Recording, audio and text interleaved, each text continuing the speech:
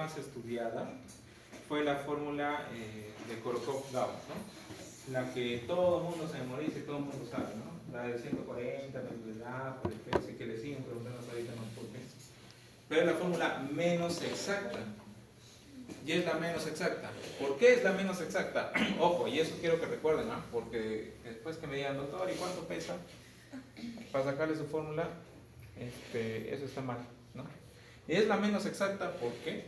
Porque tú para que hagas un estudio tienes que tener un comparador, ¿no? O sea, un gol estándar, alguien que te dé la información más real. La fórmula de Korokov-Gauss fue una fórmula que se realizó a base de la depuración de creatinina en 24 horas, porque era lo único que había en ese entonces. Y la depuración de la creatinina es la menos exacta.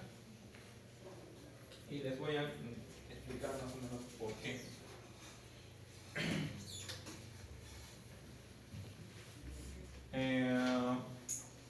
Yo puedo calcular la depuración de creatinina que nos dan así en los informes. ¿Qué es lo que pasa? Nosotros tenemos, por ejemplo, el glomérulo, ¿no?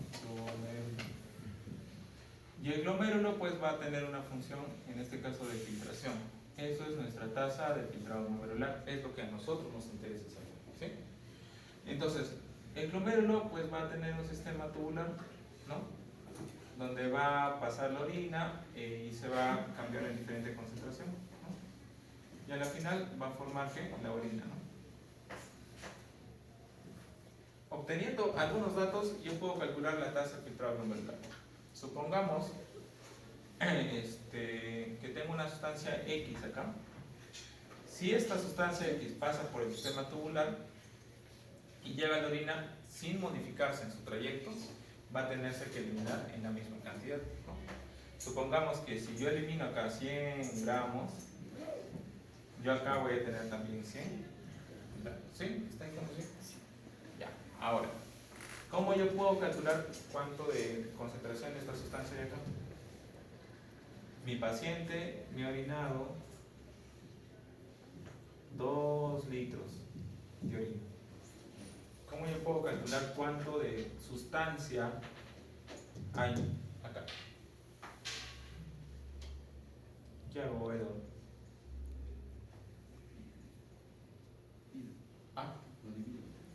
¿Divido? No. Tienes que medir esa sustancia acá, ¿cierto? Supongamos que tienes, por ejemplo, 10 miligramos por decilitro. Si mides esta sustancia de 10 miligramos por decilitro, yo voy a poder determinar cuánto de sustancia total hay, ¿cierto? Entonces, ¿qué es lo que tengo que hacer? Solamente si tengo 10 miligramos por decilitro y tengo 2 litros de orina, ¿cuántos miligramos tengo? Vas a primaria ya. ¿Cómo es? ¿Qué hago? Tengo que multiplicar. ¿Cuánto te sale acá? 10 miligramos por decilitro por 2 litros de orina. ¿Cuánto te sale? 2 litros, ¿cuántos decilitros tiene?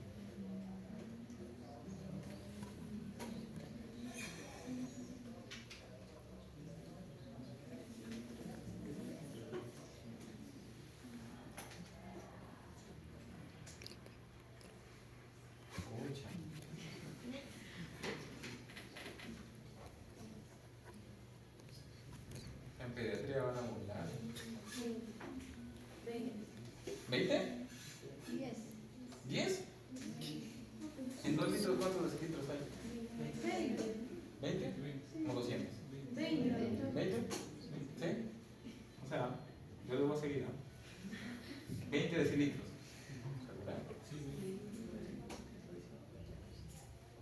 Ya. Ahora multiplicas 10 por 20. ¿Cuánto saldría? 200 miligramos, ¿cierto? Entonces, acá en la orina de esta sustancia tú tienes 200 miligramos, ¿cierto? ¿Qué dice la ley de la conservación de la masa? Si tienes una sustancia que pasa por un trayecto y que no sufre ninguna modificación, la sustancia del inicio va a ser igual a la del final, ¿cierto? Entonces acá tengo 200 miligramos, acá también tendré 200 miligramos. ¿Y cómo yo detecto esto? En base a la tasa filtrada glomerular. Acá yo tengo un vaso que me va a filtrar, ¿cierto? Esta sustancia a una determinada concentración, miligramos por decilitro. Supongamos que es, por ejemplo, 1.5, ¿sí? Entonces, ¿cómo tú sacas el porcentaje que se filtra acá? O sea, 200 miligramos, ¿cómo lo calculas? Sería tu concentración sérica por tu tasa de filtrado glomerular, ¿cierto? Entonces sería 1.5 miligramos por decilitro por tu tasa de filtrado glomerular. Eso te tiene que dar 200, ¿no? 200 miligramos. ¿Cuánto sale? A la final tu tasa de filtrado glomerular va a ser igual a 200 decilitros, ¿no? Entre 1.5, porque miligramo por miligramo se va, ¿cierto? ¿Cuánto sale? 133. ¿Ah? 133.3. Entonces tu tasa de filtrado glomerular será 133.3. En este caso, ¿qué sería? No. En este caso sería decilitros, ¿verdad? Pero tu tasa de filtrado establece en mililitros. ¿Cuánto sería eso? Conviértelo a mililitros.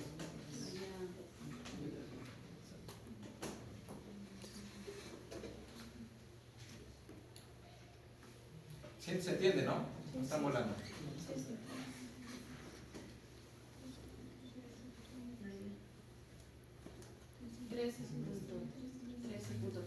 $13 mililitros, ¿no?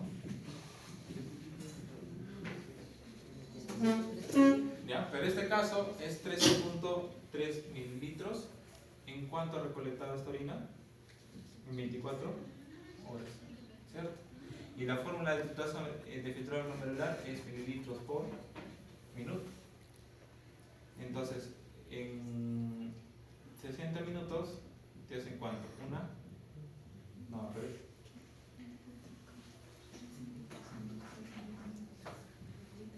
estos 13 mililitros han sido en 24 horas, ¿cierto? Entonces, conviértelo a mililitros por minuto. ¿Cuántas horas o cuántos minutos hay en 24 horas? 60 por 60, ¿no? Sería 3.600, ¿cierto? 13.3 entre 3.600. Se saldría algo de 0 punto y tal, ¿no? O sea, este riñón no me está filtrando nada. Doctor, es 13.3 en litros. En mililitros. 13.330 en mililitros. ¿En mililitros? ¿Sí? Sí. Eso es en litros. Es en litros. Sí. Ah, ya, de ella. Entonces ahora sí te va a salir, creo, ¿no? Entonces sería 13.3 litros, ¿cierto? Ya, pero la fórmula de filtrado glomerular es mililitros por minuto, ¿cierto? O sea, en este caso, para convertirlo a mililitros, ¿cuánto sería? 13.300, ¿verdad? Sí. Esto es en mililitros. Sí. Ahora divídelo en minutos. En este caso sería 3.600, ¿no? Porque se ha recolectado en 24 horas. ¿Cuánto sale? 13.300 entre 3.600.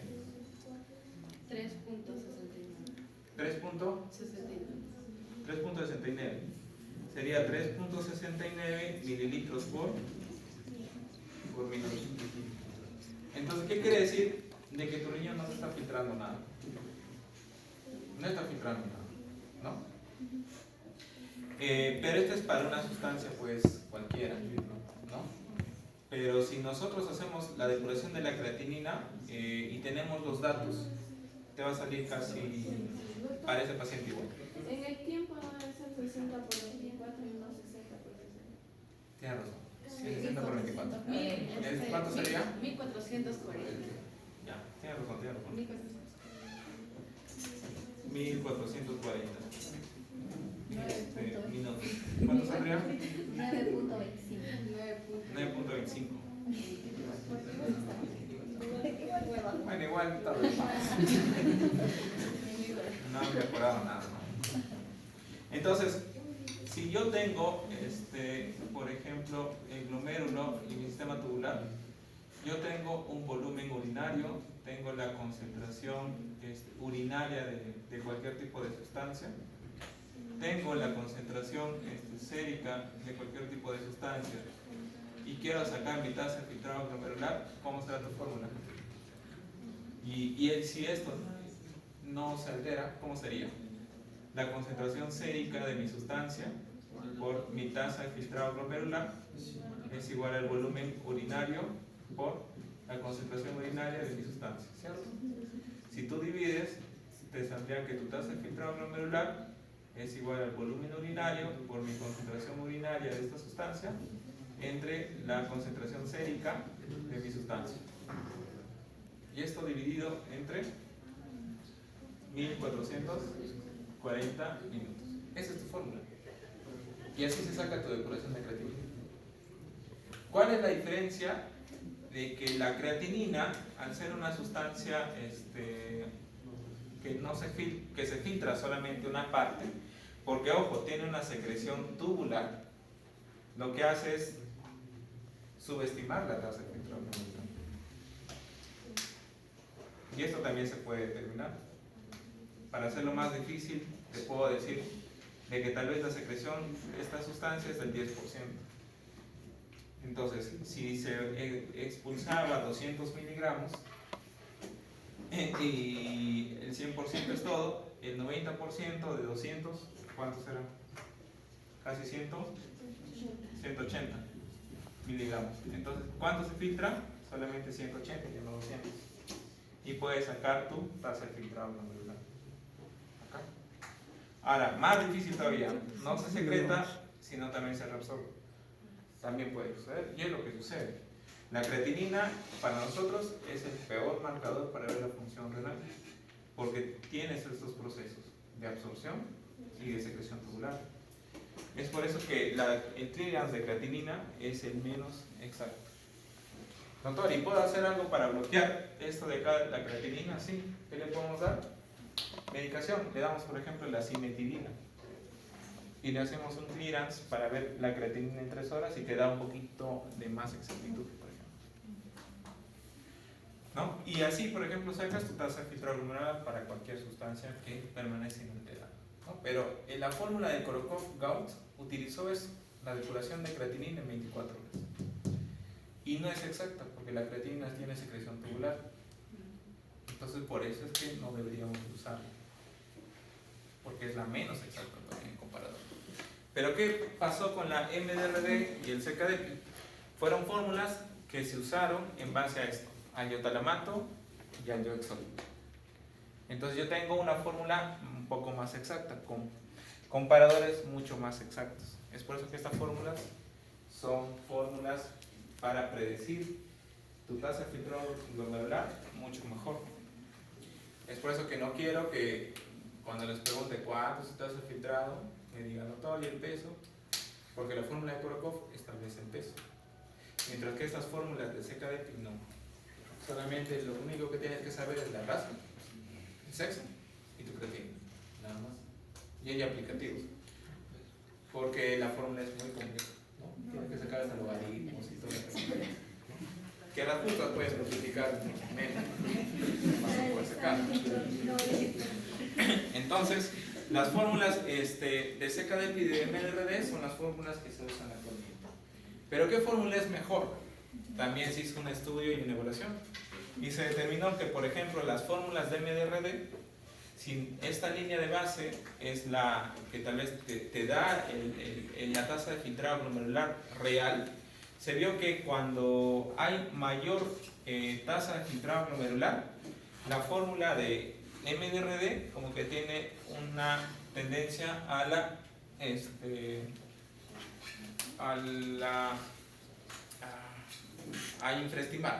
infraestimarla, ¿no? Mientras que la fórmula de CKD-PI es una fórmula que tal vez no te infraestima mucho, es casi más pegada a la fórmula real. sea, actualmente la fórmula más aceptada es la fórmula de SECADEPI. Y si ustedes ven las guías de CADIGO, te dice eso. Sácale la tasa de filtrado glomerular estimada por SECADEPI, no por MDRD. Así que de ahora en adelante, toda tasa en enfermos renales crónicas debe ser por SECADEPI, no por MDRD y menos por cuerpo. ¿Ya? Y esto es lo que establece la guía, ¿no? Hay que determinar la tasa de filtrado glomerular estimada utilizando la ecuación SECADEPI del año 2000. ¿Ok? Sí. Pero en algunas situaciones se podría utilizar otras fórmulas, y es porque la creatinina no es un buen marcador. La creatinina tiene mucha variabilidad, ¿no? Por ejemplo, en las personas jóvenes, pacientes que tal vez tienen buena masa muscular, la creatinina es mucho más alta, ¿no? Entonces hay alteraciones también en la secreción tubular, por ende la creatinina no es muy exacta del todo. En pacientes desnutridos, la creatinina es baja. En pacientes amputados, tienes menos masa muscular, tienes más baja la creatinina, por ende su tasa de filtrado glomerular va a salir tal vez hasta normal, cuando en realidad no es así. Entonces hay que tener consideraciones también en los medicamentos, ¿no? Hay medicamentos que afectan la secreción tubular de creatinina y que te pueden alterar, ¿sí? Entonces, en esos casos, lo que recomiendan es utilizar y medir la cistatina C. Y si tienes cistatina C, utilizas una fórmula estimada utilizando la creatinina y la cistatina para poder medir un poquito más exacta tu tasa de filtrado glomerular. Y si es que ya no dudas o tienes alguna intercurrencia con la cistatina C, lo que menciona la guía es que tienes que buscar un método más exacto. O sea, le pueden ser dosaje de inulina, con yoxol y todo eso, pero en la vida vamos a hacer en la práctica clínica eso. Entonces, para nosotros es muy importante establecer, porque necesitamos esto, la tasa de filtrado glomerular. ¿Qué pasa si tú tienes un paciente que tiene una tasa de filtrado en 18? Pero en la realidad tiene una tasa de, por ejemplo, 12. El paciente en realidad ya requiere diálisis, ¿no? Pero tú le vas a dar terapia de soporte, ¿no? O sea, para eso nosotros hasta ahorita se sigue luchando, tal vez por una fórmula más exacta. La SECADEPI hasta ahorita es la fórmula que se aproxima al valor real, pero no lo es todo. No lo es todo. ¿Ya? Doctor, ¿y el SECADEPI del 2009 es igual que del 2021? Sí, solamente que establece la raza, creo. Como que están citando la raza. Ajá, pero sí establece. Es la misma. Esto es la tasa de filtrado glomerular estimada por creatinina. Acá hay factores que establecen que pueden afectar la depuración, y los errores pues es que tengan una masa muscular grande, hay una ingesta de proteínas amplia en el paciente, ingieren suplementos de creatina, como ahora está de moda, pues, el gimnasio y toda la peña. Entonces también afecta la creatinina sérica, la amputación, el ejercicio previo a que te realices, por ejemplo, tu dosaje de creatinina, puede incrementar la creatinina y llevarte a falsos diagnósticos. Pues que la creatinina no es un buen marcador para nosotros. Hay medicamentos que inhiben la secreción, como el trimestoprim sulfamethoxazol, la cimetidina o los fenofibratos. Puede estar afectado la eliminación extrarrenal, como por ejemplo en pacientes que están con policerositis, en el caso de ascitis o en derrame pleural. Hay medicamentos que afectan los antibióticos, por ejemplo, que afectan la absorción, y entre otros, ¿no? Y hay interferencias incluso porque el examen de la creatinina se utiliza por medio de una colorimetría. O sea, tú lo envías al laboratorio y el laboratorio lo que hace netamente es identificar la creatinina por medio de la intensidad de un color. Y por medio de esa intensidad te determina exactamente el valor. Pero ¿qué pasa? Hay algunas sustancias que pueden distorsionar este color. Ejemplo, la bilirrubina. Por ejemplo, la bilirrubina podría incrementar un poco el color y detectar como que si tuviera una creatinina un poco más alta del valor normal. ¿no? Entonces también hay que tener mucho cuidado. Algunas drogas también te podrían dar. Entonces, lo que utilizamos tal vez para ayudarnos es la creatinina, la cistatina. Y la cistatina, al igual que la creatinina, también tiene falsos positivos. En el caso de obesidad, en el caso del uso de corticoides, en el caso del hipertiroidismo, podrían afectarse su generación.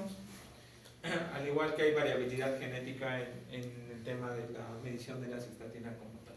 ¿Ok? Entonces, no es algo exacto, pero mientras tengamos los ángeles de creatinina y si nos podemos ayudar con cistatina, sería mucho mejor. ¿Sí? La albuminuria es también el otro marcador que requerimos para poder estadiar a nuestro paciente. Y la albuminuria no es nada más que una proteína que se elimina por la orina, ya que las proteínas se pueden filtrar, ¿no? Y se puede eliminar en un valor o en un rango normal. Pero cuando ya hay una elevación de la proteinuria, de la albuminuria, ya refleja alteraciones en la estructura capilar, ¿no? En la estructura glomerular más que todo. Lo normal es hasta 30 miligramos por día, pero más de 30 ya se considera albuminuria positivo. El tema es de que la recolección de la orina en 24 horas requiere tiempo, requiere el vaciamiento completo de la orina, requiere bastante técnica en la recolección, entonces por eso puede darte errores como que falsos positivos, ¿no? Por lo que actualmente utilizamos la orina en alícuota o el spot urine sample. Es un examen de orina simple nada más, tú dejas tu frasquito y de ahí sacan la muestra para la albuminuria. La albuminuria es mejor que la proteinuria, ¿no? Ya que los métodos para detectar son mucho más estandarizados y más exactos. La proteinuria no tanto, tiene incluso falsos positivos, ¿ya? Entonces, si ustedes tienen la oportunidad de usar albuminuria, es mucho mejor. Y las proteínas pues se filtran normalmente en el glomérulo, ¿no? Y como les vuelvo a comentar, las proteínas no deberían de pasar toda la membrana de filtración glomerular, ¿no? ¿Por qué? Porque hay sistemas de defensa en contra el paso de sustancias de proteinuria, ¿no? Uno de ellos es la primera capa de la membrana de filtración glomerular, ¿no? La primera capa, ¿cuál es? ¿Cuál es la primera capa de la membrana de filtración glomerular? ¿Ah? ¿El endotelio? No, es el glucocálix. El glucocálix es la primera capa de resistencia, porque el glucocálix tiene los proteinoglicanos y otras sustancias que tienen carga negativa, no el endotelio está debajo. Y el glucocálix es el que le da la carga negativa y por ende hace que las proteínas que también son de carga negativa sean repelidas, ¿no? Es por eso que en la hipertensión podemos encontrar proteinuria, en la sepsis podemos encontrar proteinuria, porque el glucocálix es lo primero que se barre y puedes encontrar enfermedad crónica, ¿no? La segunda pues sigue el endotelio, que también es la otra capa. La otra es la membrana basal glomerular. La que sigue son los podocitos y la que sigue son las hendiduras podocitarias. O sea, en realidad son 5 capas de membrana de filtración glomerular. No son 3 como nos habían enseñado anteriormente. ¿Ok? Entonces, cuando hay una ruptura de todas estas capas o hay alguna lesión, pues encontramos proteinuria, ¿no? En el caso de nosotros, lo más común es que encontremos una proteinuria en 24 horas, ¿no? ¿Y cuánto es el valor referencial? Es de menos 150, lo normal. De 150 a 500, que está moderadamente incrementada, y más de 500 cuando está severamente incrementada. Ese es el valor normal, ¿no? Y acá tienen la excreción de albúmina en 24 horas, la excreción en proteinuria, la tasa albúmina-creatinina y la tasa proteinuria-creatinuria, ¿ya? Y siempre se debe de corregir. Al delegado le voy a mandar un artículo para que puedan leer de por qué tenemos que corregir en relación a la creatinina. Ya, es muy interesante ver por qué cambia mucho el peso del paciente y la creatinina como tal. Es diferente que, por ejemplo, venga un paciente delgado que tenga una proteína de 2 gramos y yo que estoy gordito y que tengo 2 gramos. Si tú lo sacas la relación tasa alguna creatinina, yo voy a tener más lesión que el paciente que está delgado. Y eso lo va a explicar mucho en ese artículo que ya les voy a mandar. ¿Ya? Y esto también se detecta por medio del examen de tira reactiva. O sea, si tengo solamente trazas, ya encuentro normal o ligeramente incrementado. Si tengo una cruz, ya sé que hay proteinuria. Pero si tengo 2 o 3 cruces, ya sé que mi proteinuria es importante. Y ustedes que tal vez van a estar en un puesto de salud, a veces solamente tienen tira reactiva. Y si ya tienes un paciente diabético que tiene tira reactiva 3 cruces, es un paciente que tiene proteinuria siquiera más de 500 miligramos. En ese paciente tienes que requerirlo a nefrología para que reciba atención. Si no, se va a hacer daño renal y va a ser RC, ¿no?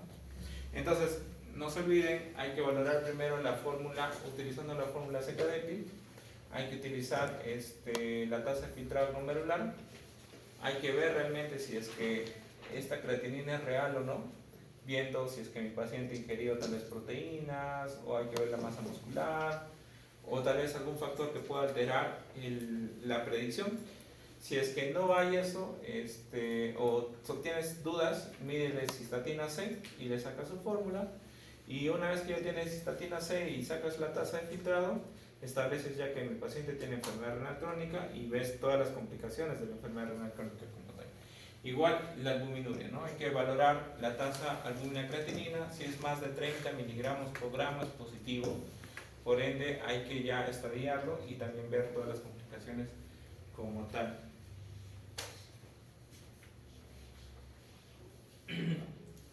Estos son los errores también en la toma de medición de la tasa albúmina creatinina.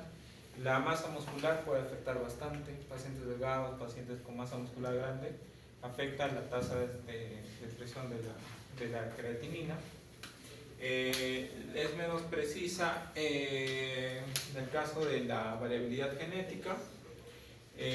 Puede ser variable dependiendo de la medición, puede haber errores de laboratorios como tal, y puede haber condiciones que pueden aumentar, por ejemplo, la albuminuria. Una condición es la menstruación, por ejemplo. Es por eso que todo paciente o mujer que está menstruando no se le debería realizar este examen porque puede salir alterado. Al igual, pacientes que tienen infecciones urinarias, porque la infección urinaria predispone a falsos positivos. Ya hay pacientes que le hacen proteinuria teniendo una ictus y al final piden realizar biopsia, ¿no? Porque tienen proteinurias grandes, ¿no? Les dan tratamiento, les pedimos revolución y al final tenía proteinuria negativa, ¿no? Entonces siempre valorar en el caso de las mujeres si es que está arreglando o si tiene algunas molestias urinarias que pueden afectar la medición. Entonces, una vez que ya tienes estos datos, pues tú ya puedes encasillarlos acá. Entonces, la guía Carigo establece que primero tienes que definir si mi paciente ya tiene enfermedad renal crónica. Si ya tiene enfermedad renal crónica, hay que establecer la causa y hay que establecer en qué categoría está. Tanto en tasa de filtrado como en presencia de albuminuria. Entonces, una vez que ya tienes esto, tú recién vas a poderlo encasillar. Y esto, a simple vista, ya te indica que si está en el color rojo, el paciente requiere atención. ¿Por qué? Porque es un paciente con un daño renal, probablemente que vaya a progresar. Al igual que los otros casilleros, ¿no? El único lugar donde el paciente está bien es cuando tiene una tasa más de 60 y no tiene proteinuria. Pero si tiene tasa más de 60 y algún grado de proteinuria, ya está en riesgo de enfermedad renal crónica. Entonces, por eso les vuelvo a repetir que es importante valorar la albuminuria. Esto de acá es un cuadro en la cual tenemos valores de referencia, ¿no? Por ejemplo, en este caso, más de 90, pero sin tasa albúmina creatinina. Supongamos que mi paciente ya tiene menos de 15 y que tiene una proteinuria masiva. ¿A cuánto aumenta el riesgo? A 8 veces más. ¿Riesgo de qué? De mortalidad cardiovascular. O sea, yo al tener un paciente en ese estadio aumenta bastante el riesgo de que mi paciente vaya a hacer un infarto, un ACV, insuficiencia cardíaca, o sea, se muere de problemas cardiovasculares. Y la mortalidad por todas las causas igual se establece así, ¿no? Si yo tengo mi punto de referencia acá, la mortalidad por todas las causas en un paciente que tiene menos de 15 y proteinuria marcada aumenta bastante en un 6%, o sea, mi paciente en un 6 veces más, perdón, la mortalidad. Entonces ese paciente se va a morir, ¿no? Y el hecho que tenga solamente proteinuria, mira cuánto aumenta el riesgo, a 3 veces más de mortalidad, o sea, se va a morir 3 veces más. ¿No? Por eso es importante este cuadro, para que vean cuál es la mortalidad general y cuánto es la mortalidad cardiovascular. ¿No? Entonces, ¿qué es lo que te establece la guía? Que si tienes un paciente que tiene una tasa de filtrado glomerular y que no tiene proteinuria, obsérvalo nada más, vigílalo, hazle valoración, hazle seguimiento. Pero ¿qué pasa si tienes un paciente que filtra bien pero que ya tiene proteinuria? Trátalo y envíalo al nefrólogo, porque ese paciente está en riesgo de que me haga RC5. ¿Sí? Y más aún si es que ya tiene criterios de severidad, trátalo más aún, ¿no? Y envíalo al nefrólogo urgente porque hay que darle consejería o hay que ver qué se puede hacer en ese caso con el paciente.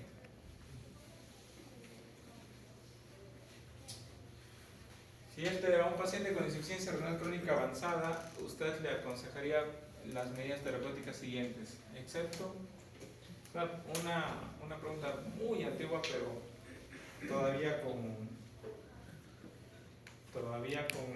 validez.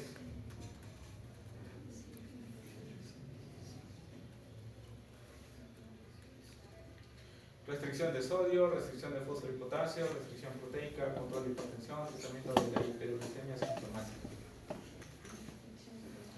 Todo paciente con RC sí o sí se debe restringir sodio. ¿Sí o sí? El sodio consumido normal debería ser incluso menos de 2 gramos por día. Y si ustedes sacan dentro de la tabla nutricional, comer 1 o 2 panes tiene la cantidad de sodio necesaria para una persona durante el día. Si estás comiendo 3, ya estás en riesgo de hipertensión. Encima en la noche sales, te comes salchipollo, más peor todavía, o sea, más riesgo de hipertensión. Ya se ha visto que solamente el consumo de 1 o 2 panes tiene la cantidad de sodio necesaria. No sabemos comer, como en la mañana estuvimos hablando con los chicos, no sabemos alimentarnos. ¿Hay que restringir fósforo y potasio? Sí, pues no, porque es un paciente que no me filtra, que no me maneja muy bien electrolitos, entonces hay que restringir fósforo y potasio. La restricción proteica, todo paciente que tiene RC se le aconseja restringir las proteínas, porque la proteína pues se incrementa y forma también urea y creatinina, ¿no? Y eso también tiende a la elevación. Pero eso actualmente está en discusión, porque hay otra corriente que dice que al paciente con RC no se le debería de restringir las proteínas, porque un paciente que está con RC tiene un catabolismo permanente, o sea, constantemente está destruyendo músculo. Entonces restringirlo es empeorar las secuelas, ¿no?, de desnutrición. Entonces, por esa tendencia, algunos no aconsejan restringir proteicamente, otros sí aconsejan la restricción proteica y eso está bastante en boga actualmente. Incluso se está viendo que las proteínas, en este caso de origen vegetal, son las que tal vez se podría tratar de utilizar en pacientes que tienen RC y evitar la progresión. Está entrando bastante en boga las dietas veganas, por ejemplo, en los pacientes con RC4, RC3 y algunos RC5 y que están tranquilos sin requerir incluso diálisis, ¿no? Entonces nuestra dieta está entrando bastante en ese sentido como tratamiento, ¿no? ¿Hay que controlar la presión? Sí, pues no, porque si no controlo la presión hago más RC. Y hay que tratar las hipoglucemias asintomáticas y la respuesta es esa, ¿no? El ácido úrico solamente en RC se trata si es que son sintomáticas. Si es que son asintomáticas no deberían de tratarse completamente. Es algo más de especialidad, ¿no? Pero dentro del manejo general hay que ver la manera de reducir el riesgo cardiovascular. Si ya sé que mi paciente está en alto riesgo de una mortalidad cardiovascular, mínimo tengo que tener pues control de colesterol, triglicéridos, utilizar estatinas, utilizar esos medicamentos para controlar este riesgo cardiovascular, ¿no? Hay que manejar la presión arterial. ¿Y cuánto es el objetivo de la presión arterial que tengo que manejar en mi paciente con una enfermedad renal crónica? 120. 140. ¿Qué más? ¿Qué menos? Se determina más o menos que debería ser entre menos de 130 y 80. ¿Ya? Aproximadamente. No ser tampoco muy bruscos en la bajada de la presión, ¿ya? Hay que manejar, en el caso de los diabéticos, la diabetes mellitus. Hay que evitar el uso de nefrotoxinas, en este caso medicamentos como los analgésicos, los contrastes, las herbolarias. El paciente sigue tomando chancapiedra, se va a chancar más al riñón. Hay que evitar siempre eso, y toda medicación siempre bien dosificada de acuerdo a su tasa filtrada glomerular. Por eso incluso que en algunos casos se tiene que dosar algunos medicamentos para ser un poquito más controlados, y la dieta sí o sí en los pacientes con enfermedad crónica. La siguiente pregunta es un paciente varón de 56 años que acude a su control de diabetes mellitus. En su tratamiento con metformina, él tiene tratamiento con metformina 2 veces al día, hace 8 semanas, y refiere que está bien, no tiene polidipsia ni tiene poliuria. Sus controles están entre 140 a 180 y su glicosilada es de 7.7, ¿no? O sea, está un poquito alto, ¿no? La evaluación tiene una presión de 137/86, pulso 74, en el fondo de ojo tiene retinopatía leve, y en el examen de orina se observa albuminuria entre 180 miligramos por gramo por creatinina. ¿Cuál es el siguiente paso más adecuado? ¿Qué hacemos? Estudio de orina en 24 horas para determinar proteína y creatinina. Hay que hacer una ecografía, hay que iniciar tratamiento de antagonistas del calcio, iniciar IECAS, ninguna de las anteriores. Tú tienes que ponerte en contexto, ¿no? Es un paciente diabético, de larga data aparentemente, y que tiene un control por ahí por su hemoglobina glicosilada, porque el punto de corte es de 6.5, ¿no? Aparte de eso, la presión tiene por ahí, pero en el fondo de ojo ya tiene retinopatía, probablemente ya tiene daño renal también.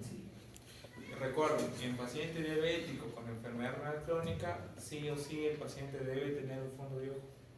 Si el fondo de ojo sale negativo, este paciente tiene enfermedad renal por otra causa y no por la diabetes, ¿no? Entonces siempre debe tener fondo de ojo, porque el fondo de ojo es el espejo del riñón, ¿okay? Entonces en este caso tiene un fondo de ojo con retinopatía leve, o sea, ya hay un cierto daño y tiene proteinuria. ¿Qué haces en ese caso? ¿Le vuelves a dosar proteinuria porque no confías en tu laboratorio? No, pues no. ¿Le haces una ecografía? ¿Te ayudaría en alguna ecografía? No, pues ya sabes que tiene RC. ¿Le inicias calcio antagonistas? ¿Calcio antagonistas para qué? Para la presión. Pero la presión está por ahí. Le inicias antiproteinúricos, ¿no? Y los antiproteinúricos son los YECAS y los ARAS, ¿no? Entonces, siempre todo paciente que tiene proteinuria, indiquen antiproteinúricos. Y los antiproteinúricos de bandera son los YECAS y los ARAS. Por más que su presión esté normal. Y eso hay que explicarle al paciente. Porque a veces le damos el Anapril, le damos los sartán y preguntan, pero yo no estoy mal de la presión. No es por la presión, sino es porque tú estás tratando de disminuir la hipertensión glomerular, que es lo que está causando probablemente en el paciente la proteinuria, ¿no? Entonces siempre indiquen YECAS, siempre indiquen ARAS, si es que tienen un paciente con enfermedad renal crónica y proteinuria. Es la moraleja, ¿ya? Y eso lo establece esta guía, ¿no? Si tienes un paciente que tiene una enfermedad renal crónica, dieta saludable, hacer actividad física, hay que utilizar o disminuir el consumo de tabaco y hay que manejar el peso. O sea, el paciente no debe estar en sobrepeso. ¿Por qué? Hay mayor riesgo de RC, ¿no? Ustedes han encontrado o han escuchado de la glomerulopatía de la obesidad. La obesidad, por ejemplo, genera glomerulopatía.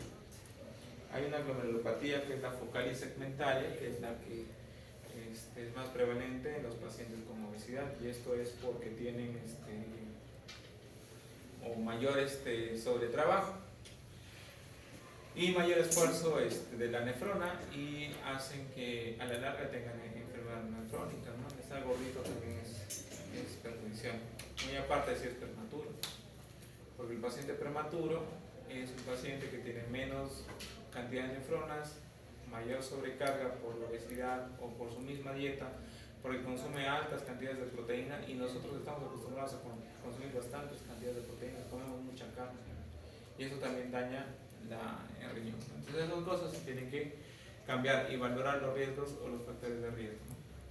En el caso de que sea diabético, el tratamiento puede ser utilizar SGLTs controlar bien su glucosa, iniciar antiproteinúricos, en este caso los inhibidores del sistema RAS, hasta la dosis máxima tolerada. ¿Qué quiere decir?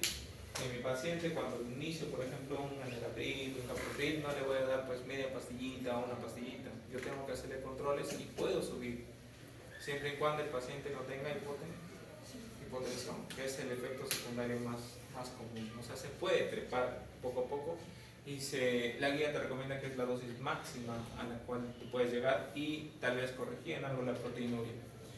En algunos casos ya está entrando los antagonistas de los receptores de los mineralocorticoides, que en el caso de los diabéticos ha demostrado bastantes beneficios en el tema de proteinuria. En algunos casos se puede agregar diuréticos, siempre y cuando no lleguemos a objetivos de la presión arterial. También tenemos presiones altas.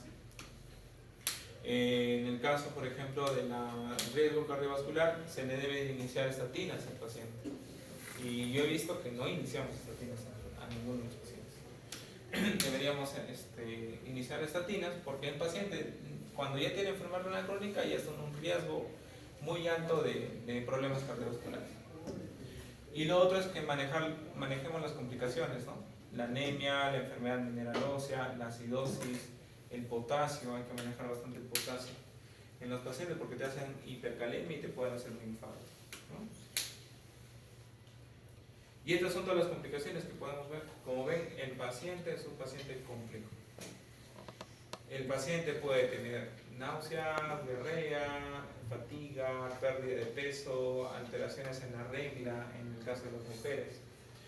En el caso general puede generar depresión, y la depresión y ansiedad son factores o complicaciones de la ARC muy importantes, porque casi más del 50% está con estos problemas y hay que tener mucho cuidado en el abordaje.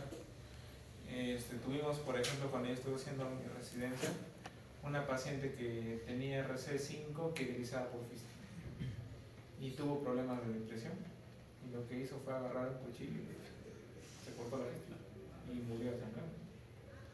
Entonces el problema de depresión es importante en estos pacientes, hay que abordarlo muy bien. Son pacientes complejos, ¿no? O sea, son diabéticos, tienen enfermedad renal, tienen que ir a sus diálisis. El paciente renal crónico es el paciente renal más complejo que puede haber en la medicina.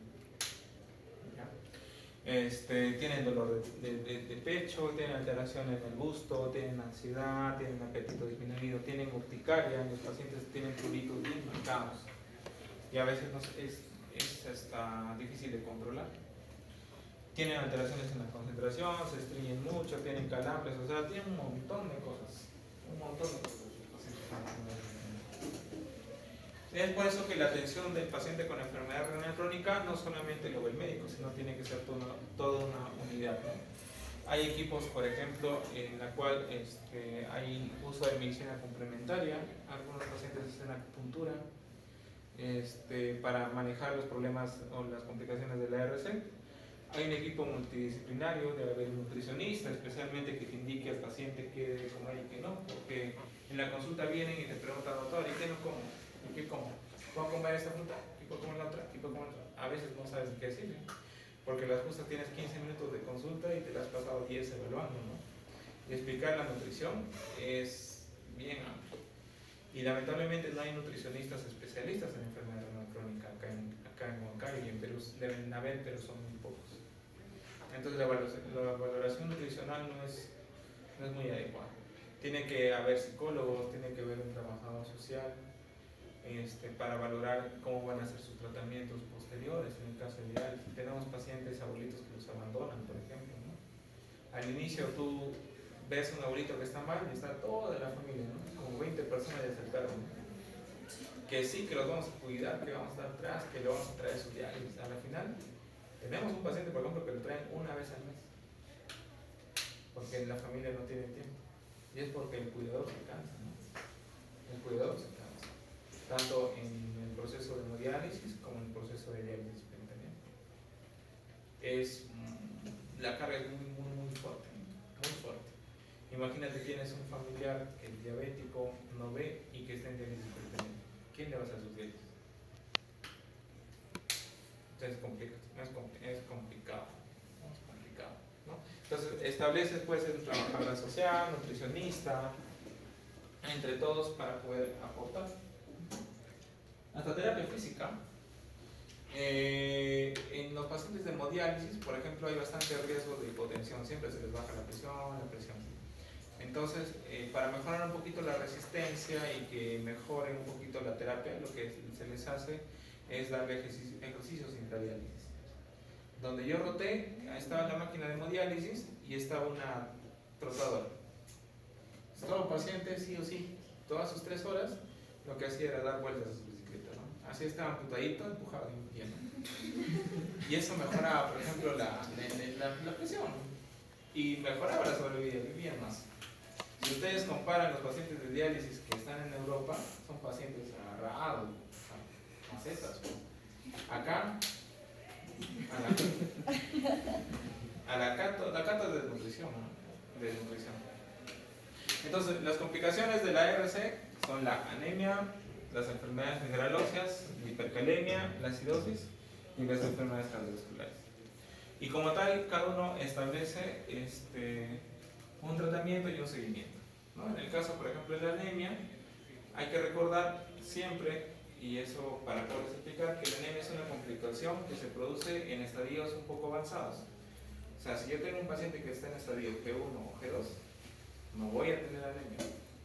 Y si ese paciente tiene anemia, probablemente esa anemia no sea por enfermedad renal, debe ser por otras cosas. Generalmente la anemia se produce cuando hay una tasa de filtrado glomerular menos de 45. Entonces hay que tener mucho en consideración porque a veces mandan interconsulta, todo le atribuyen a la anemia, ¿no? Saliendo me llamaron, doctor, tu paciente se ha caído. ¿Y qué voy a hacer? No, es que seguro por la diálisis. O sea, la diálisis es el problema, ¿no? Se cae por la diálisis. ¿Le pasa algo? La diálisis, ¿no?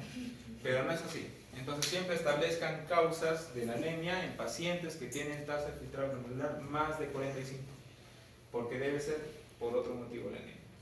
Y hemos detectado, por ejemplo, casos de cáncer gástrico, por ejemplo, en pacientes así con enfermedad renal crónica, ¿no? Llegan con hemoglobina en 7 y con una creatinina en 1 punto y tantos, con una tasa de más o menos 70 por ahí. No tienen insuficiencia renal, debe ser por la insuficiencia renal.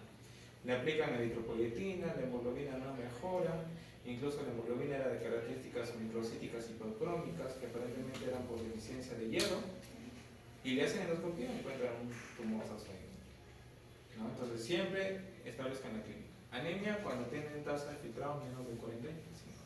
Ahora, enfermedades mineralóseas, generalmente es cuando ya hay una tasa de filtrado menor a 30, las hipercalemias también, cuando hay tasa de filtrado menor a 30 o a 20, las acidosis metabólicas que ya son tardías también, cuando hay una tasa de filtrado glomerular menor a 30 o 20, y las enfermedades cardiovasculares que están durante todo este proceso de enfermedad renal crónica. ¿Sí?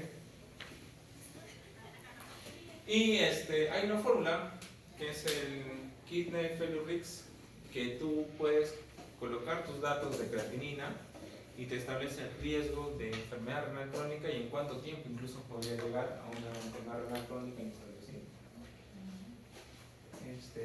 Ahora vamos a ver si es que está aplicable.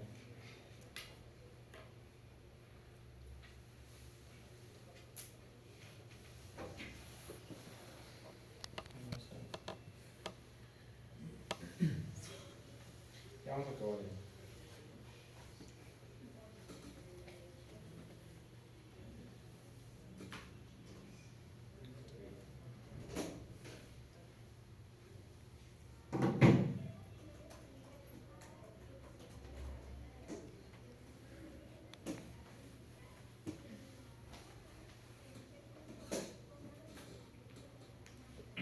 Esta de acá es, por ejemplo, la fórmula. Colocas ahí, te da, supongamos, 25 años. 26 años, perdón. Mujercita, no es ni intermédica, tiene una tasa de filtrados, supongamos, de 30, ¿no? Y tiene una tasa de una creatinina de 150, supongamos, ¿no? Miligramos por gramo, ¿sí? O sea, está en estadio, ¿qué estadio sería? A4. 3.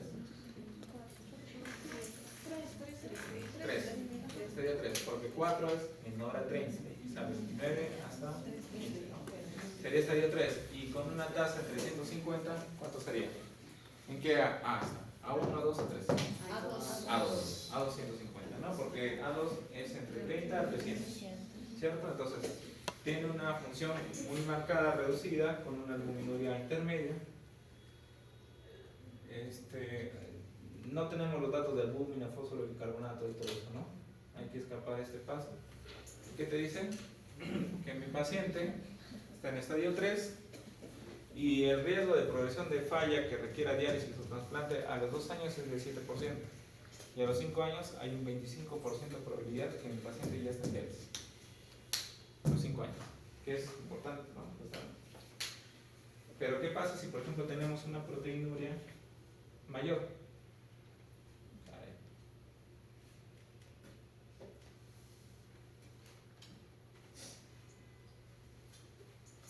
¿Cuánto habíamos puesto? 26, ¿no? Es muy poquita, es norteamericana, tenía 30, pero supongamos tiene 450, ¿no?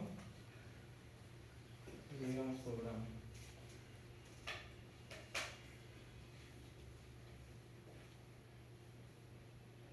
Aumenta un poco el riesgo, 37%, ¿no? Entonces ya en 2 años el 20-40% va a requerir una fístula o un trasplante, por ejemplo, ¿no? Hay que ya hacerle un control seguimiento y sí, pues hay que referirlo sí o sí a que lo pueda ver el nefrólogo, porque ese paciente se va a hacer. Ese es un riesgo más o menos aplicable y ya le explicas a tu paciente, ¿no? Con esos valores, de acá a 5 años hay un 40, ¿no? 40% de probabilidad de que ya requiera diálisis. Es bastante, a los 5 años. Entonces ya lo piensan mejor, ¿no?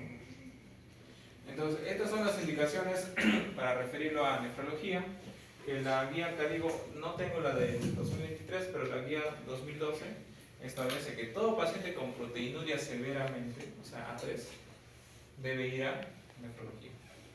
Todo paciente que está con una tasa menos de 30, o 45, perdón, ya debería ir a nefrología. Menos de 45, proteinuria más de 300, hematuria de origen no explicada o cilindros eritrocitarios que no tienen explicación, una progresión muy rápida de la tasa filtrada glomerular, pacientes que son hipertensos, refractarios y que tienen enfermedad renal crónica que no se pueden tratar con más de 4 hipertensivos, pacientes con enfermedades hereditarias del riñón, otras condiciones como litiasis renal, por ejemplo. Que acá en Moncayo, ¿qué sucede con la litiasis renal? Nos trata el urólogo, ¿no? Y nunca pasan por nefrología. Pero hay pacientes que hacen litiasis renal recurrente y es por unas tubulopatías y se puede evitar mayor formación de litiasis. Pero nunca pasan por nefrología, eso no lo hace el urólogo, ¿no? El urólogo te saca el cálculo, ¿no? Pero no pasan por nefrología. Pacientes que tienen alteraciones persistentes en el potasio también deberían ir, por ejemplo, a nefrología, ¿no? Y esto es, para resumir, paciente que tiene más o menos sospecha de enfermedad renal crónica, medir siempre creatinina, ¿no? Medir tasa alumna creatinina. ¿Qué tengo que hacer? Estadiarlo, ¿no? Si es que el paciente tiene cierto grado de deterioro de la función renal, ¿qué tengo que hacer? Establecer la causa, establecer en qué categoría G o en qué categoría A está, para referirlo al nefrólogo o ver si le hago solamente seguimiento, como el cuadro que hemos visto. Si es que lo requiere el nefrólogo, hay que ver qué factores de riesgo hay para ver si es que mi paciente va a desarrollar rápidamente enfermedad renal crónica. Y una vez que ya tengo un estadio 4 o 5 o está en estadio A3, es de pobre pronóstico.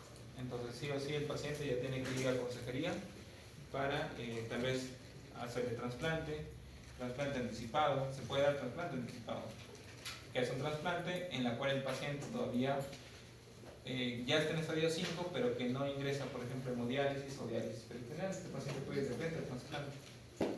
O este paciente puede prepararse su fístula para que tal vez debute en hemodiálisis, o colocarle el peritoneal, hacerle la consejería para que debute en peritoneal, por ejemplo, ¿no? Y es lo que se hace actualmente acá. ¿Ok? ¿Listo? ¿Alguna pregunta? ¿Todo listo?